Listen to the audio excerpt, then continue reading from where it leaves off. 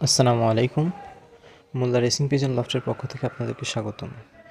আজকে আপনাদেরকে দেখাবো কিভাবে একটি হ্যান্ড ফিডার তৈরি করতে হয় বাসাতেই।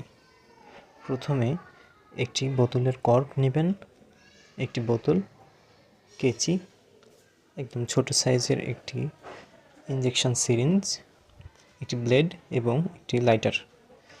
এরপরে বোতলের কর্কটাকে মাঝখান দিয়ে ফুটা করে নিয়ে তার মাঝে ছোট্ট সিরিঞ্জটাকে ঢুকিয়ে দিবেন।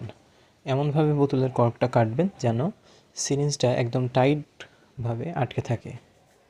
এরপর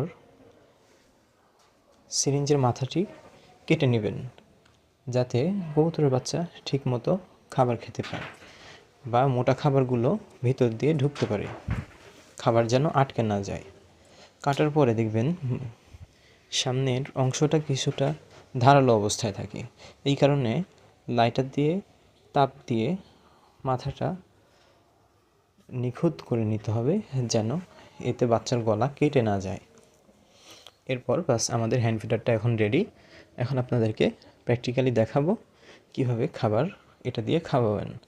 আমি এখানে কিছুটা ফিড পানি দিয়ে গুলিয়ে নিয়েছি। এরপরে দেখুন কতটা সহজেই বাচ্চাকে খাবার খাওয়ানো যাচ্ছে। শুধুমাত্র মুখের মধ্যে এটি ঢুকিয়ে দিয়ে চাপ দিবেন, পাম্প করবেন।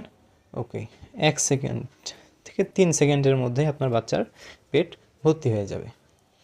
একদম অল্প সময়ে বাচ্চাকে খাবার খাওয়াতে পারবেন আপনারা। দেখেন ছোট বাচ্চাকেও এটা দিয়ে খাবার খাওয়ানো যাবে।